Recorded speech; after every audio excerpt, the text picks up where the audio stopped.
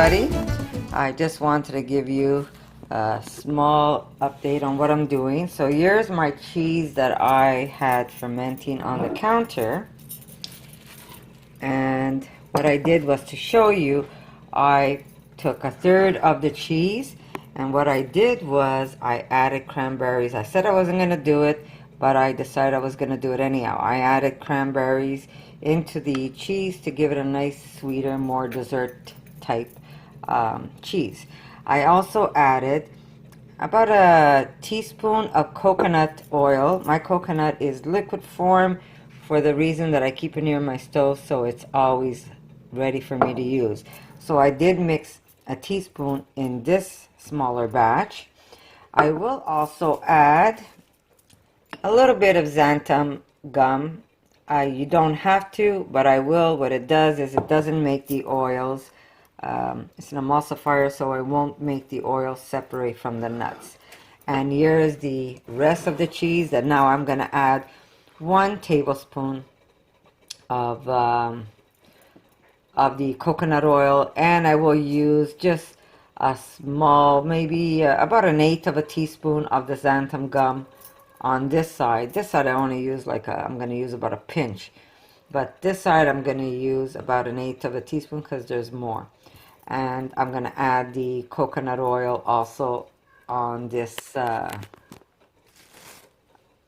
batch of the cheese, and then it's going to get covered and it's going to go into the refrigerator for 24 more hours. This is going to give me like 2 small cheeses, and this is going to give me 1 cheese, because I usually get about 2 or 3 cheeses out of the out of my batch. It's a 2-cup batch. So if you're making this without the cranberries and it's just one type of cheese, I would put one tablespoon plus a teaspoon, or even 1.5 tablespoon of coconut oil would work also for the whole batch of cheese. And then use about 1/8 of xanthan gum. 1/8, maybe you could add a pinch if you really want to. And if you don't have xanthan gum, you don't even need to use it. But I use it because I like that it emulsifies everything together and nothing runs out of my cheese. Sorry. So that's what I'm doing now, and it's not hard to do. I wish I could show you. I'm holding my camera, but I'm gonna just put about I want to put about a tablespoon, and I'm just gonna mix it.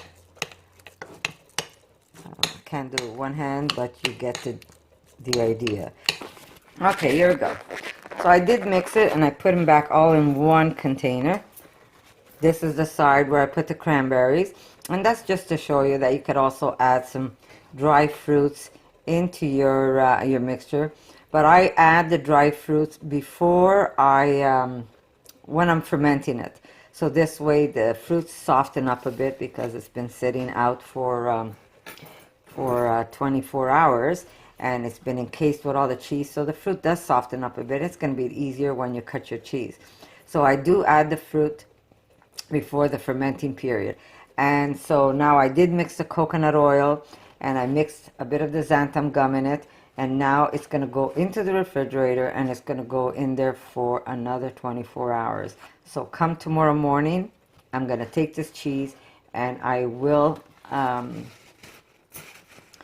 will be able to form it and encrust it and put it in the dehydrator. So I'll show you that when I get to it. So for now, thank you, and I'll see you soon. Okay, so we're back, and I'm going to show you how I wrap my cheese.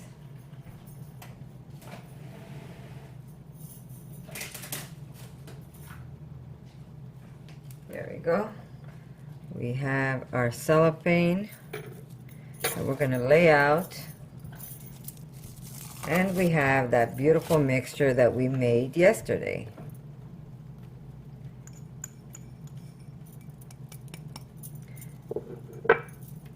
And this is our cheese.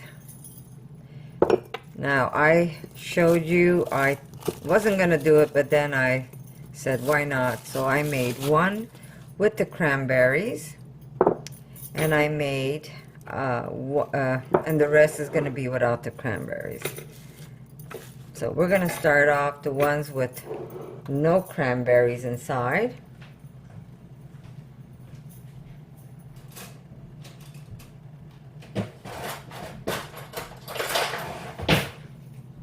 And basically it's the same method where you just spoon out your cheese.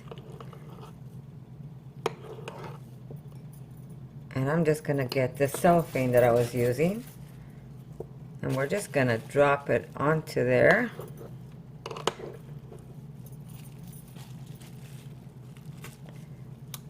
Now you have a choice. You can make it into a log, or you can make it into a disc. And we're just going to make this one into a, into a log. So it's just a matter of rolling your cheese, and it's just that simple.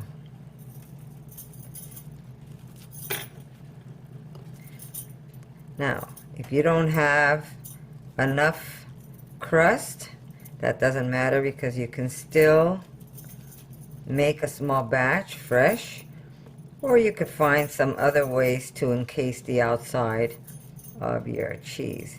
And there's your beautiful log. And now this is encrusted with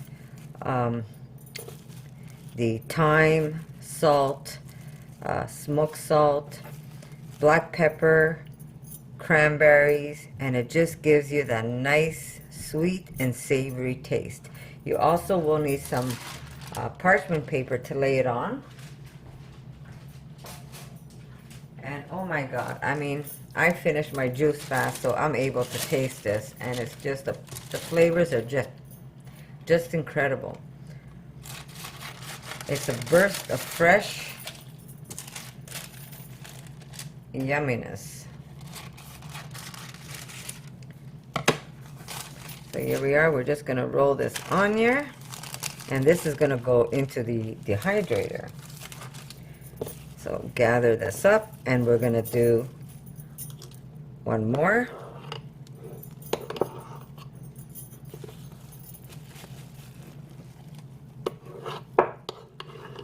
This one may be just a little bigger.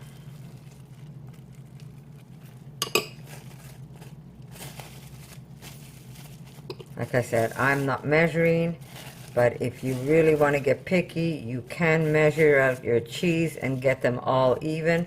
You could also form them into balls if you want, and that makes such nice gifts if you're going over to someone's house, and just make these small or even large balls of cheese that you encrust, and it's just so good.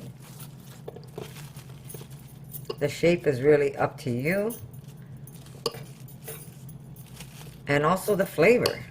If you want to eat it more fresh, you don't keep it in the refrigerator that long after you've dehydrated. If you want it really nice and strong, you keep it in the refrigerator longer. So that's up to you also. This is a nice size roll. I could always get some more nuts and seeds to crush, but it's going to be fine just the way it is.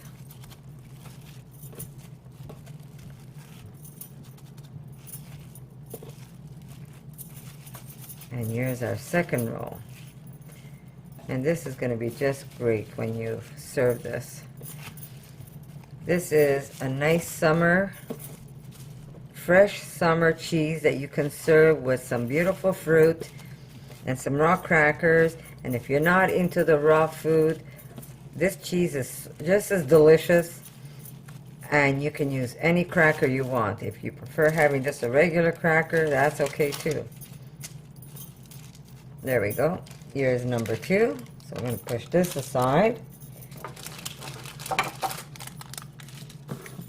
And now this last one, I don't have any more of the crumble left, but what you can make is turn it into a disc, or you can crush some walnuts. That's also nice. Here we go. I'm going to show you something else that I make once in a while. I've got these beautiful basil leaves. I'm just going to put this cheese aside. And I'm going to show you my nice basil leaves that I have. And I'm going to show you what I'm going to do with this cheese. Instead of using the walnuts, I'm going to try something different. First of all, I need to grease this up.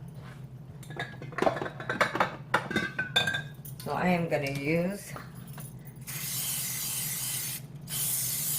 some coconut spray. And I'm going to drop that on there. Let me get a spatula.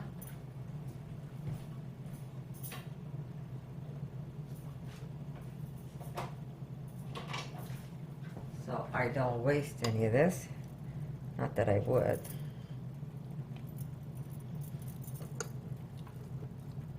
Just to show you, there's so many different ways you can do this.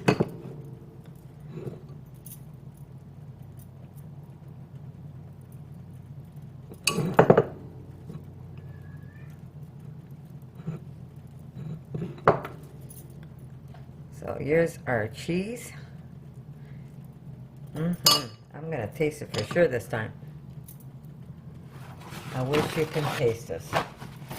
This is like crazy good. So we are just gonna give it a fast coating. And we're just gonna turn it into some shape. Now you could either make it into a log, or you can make this into a disc.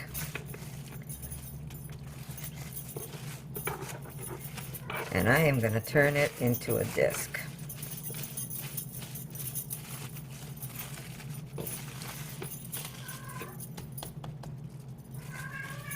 Now I'm going to grease my hands,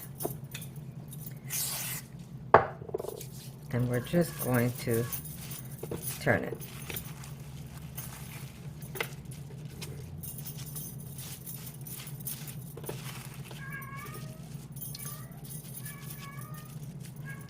Now we're going to take these beautiful leaves, and we're just going to apply it onto the side. We're going to lift and apply.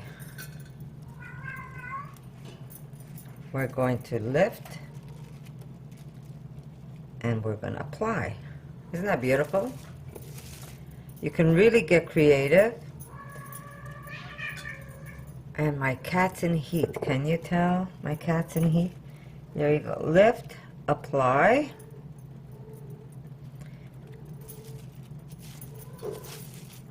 And just pick the largest leaves you can.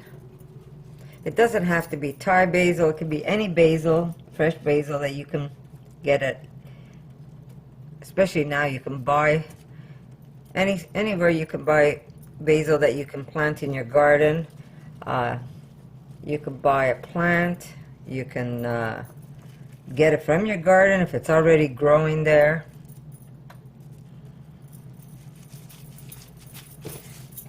And just start rolling, and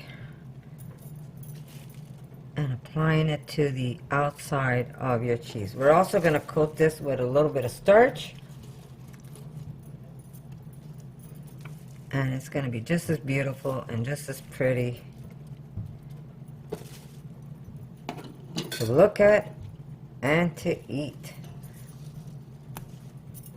Now, I got this beautiful basil. I mean, I've got so much of it in the garden, but I bought this beautiful basil at my local Asian store that I buy my durian and all these exotic fruits. And I said I'm going to root it. And I've already got some in the garden that were rooted, thanks to my sister-in-law, Barbara. And now I'm rooting some more myself, because you can never have enough basil. So here's how the cheese looks. And now I'm going to get some starch, and I'm going to apply. It looks almost like a flower. Wish I had this one out more, a little more. There you go. Isn't that pretty?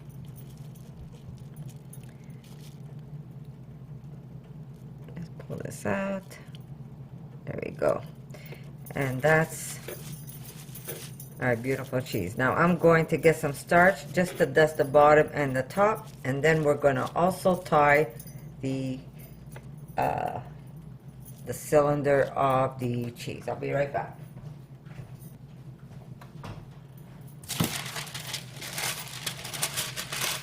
Okay, we're going to put that aside. We're just going to put some starch on here. We're just going to maybe get a spatula. Try not to crush this. Or maybe just flip it over. Okay, I'm not using my head today, am I? Okay, so here we go. Just flip it over that way. Try not to be as messy as I am. There we go. And then we're going to flip it over one more time, gently. And there's the starch underneath. There we go. And this is going to be just so wonderful. Wait till this dries up. It's going to be great. It's going to pick up also the flavors of the basil. There's just the cranberries, and it's going to pick up the flavors of the basil. So you can really get creative and do however you want to wrap your cheese. You could wrap it with banana leaves. You can wrap it with grapevine leaves if you want. I have an abundance of that outside, so I could have also wrapped it with that. And we're going to dehydrate this cheese, so let me just wrap it with some thread. Okay, so we can put a little bit of paper on the outside if you want, which I will do, or you could just tie it the way it is. Let me see if it works. This should be able to be good. Oh yeah, this should be able to do it. So I'm going to just double it up. There we go. And remember, we do the twist, twist, and then just lightly pull. So there is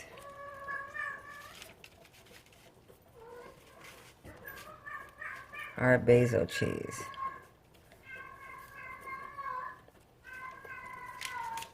So you could really flavor this cheese up any way you want. This one is going to be with the basil, and the other ones are going to be encrusted with the thyme and the cranberries. This one has cranberry inside, and the others don't. So let me just put them out. Here's my cutting board, and I'm going to lay my cheese on top, and I'm going to put them in the dehydrator. So again, you can measure them if you want and get them all the same size, or you can just eyeball it like I did right now, because this, I'm not selling this, this is for my family. So I am not worried about the size of the cheese, because it's all going to be for my family. But otherwise, if you're doing it to give us gifts, maybe you do want to measure out the amount so your cheese will all be nice and even. So here's, just add some extra starch underneath, and here is my disc. So it's that easy. Once you've got that cheese fermented, 24 hours on the counter, another 24 hours in the fridge, and then it's just a matter on how you're going to coat it. Now this recipe here is the identical recipe to my black pepper. If you don't want the cranberry on the outside, don't worry, you could take crushed black pepper and you could encase it with that. If you want, you could switch it up and maybe use paprika or chili. You can encase it with whatever you want. It's really up to you. But this is my recipe on how I make my black pepper and my cranberry and thyme. This one has also the pistachios. It's very simple and easy recipe, but most important, it's a very delicious one. So this is now going to go into the dehydrator, and I will be dehydrating this for at least 12 hours. But I will keep an eye on it. If I see it needs more, I will. And then it's got to go into the refrigerator. Minimum 6 weeks to get that really nice goat flavored cheese. If you want to eat it earlier, why not? You can eat it earlier if you want. But the longer it sits in the refrigerator in a nice box, make sure that it's a paper box, not a plastic box, and always check it. Turn it. Always keep an eye on your cheese. And I hope you enjoy this recipe, and I'll see you in my next one.